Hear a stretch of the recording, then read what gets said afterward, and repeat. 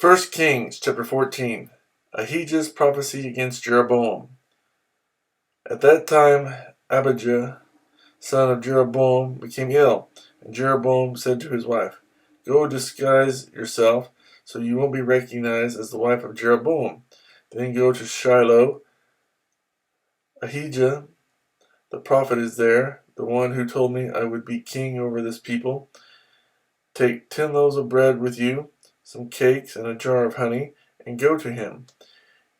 He will tell you what will happen to the boy." So Jeroboam's wife did what he said and went to Ahijah's house in Shiloh.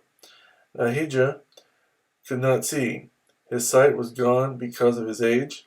But the Lord had told Ahijah, "Jeroboam's wife is coming to ask you about her son, for he is ill, and you are to give her such and such an answer. When she arrives, she will pretend to be someone else." So when Ahijah heard the sound of her footsteps at the door, he said, "Come in, wife Jeroboam. Why this pretense?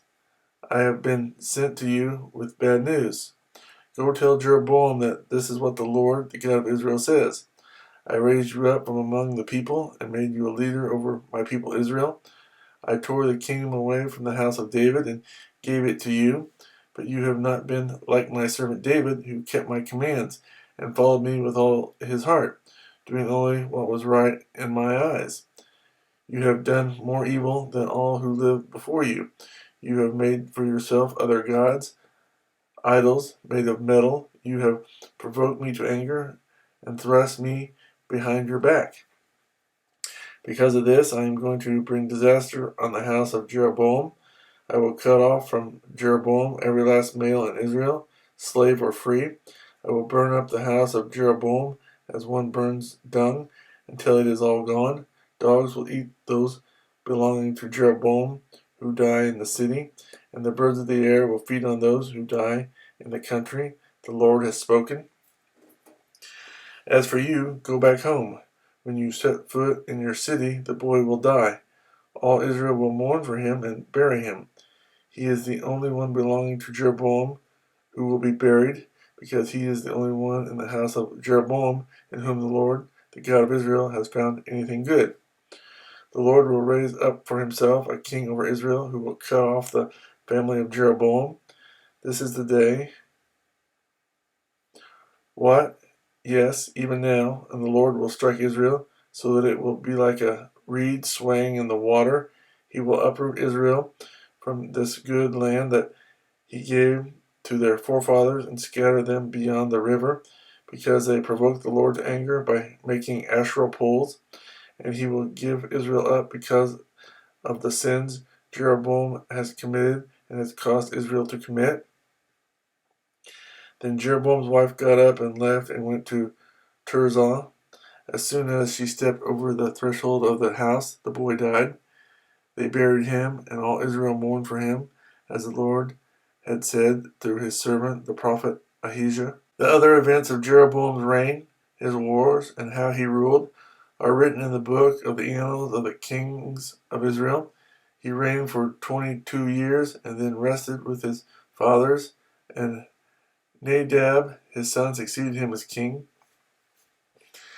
Rehoboam, king of Judah. Rehoboam, son of Solomon, was king in Judah. He was 41 years old when he became king, and he reigned 17 years in Jerusalem, the city the Lord had chosen out of all the tribes of Israel in which to put his name. His mother's name was Naamah. She was an Ammonite. Judah did evil in the eyes of the Lord. By the sins they committed, they stirred up his jealous anger more than their fathers had done. They also set up for themselves high places, sacred stones, and Asherah poles on every high hill and under every spreading tree. There were even male shrine prostitutes in the land. The people engaged in all the detestable practices of the nations the Lord had driven out before the Israelites.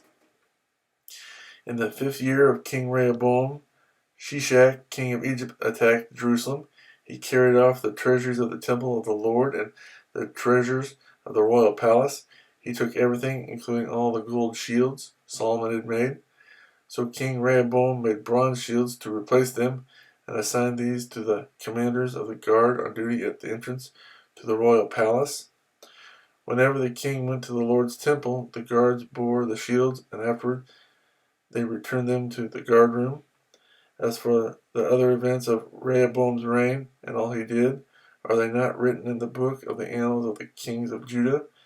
There was continual warfare between Rehoboam and Jeroboam, and Rehoboam rested with his fathers and was buried with them in the city of David. His mother's name was Naamah. She was an Ammonite, and Abijah, his son, succeeded him as king.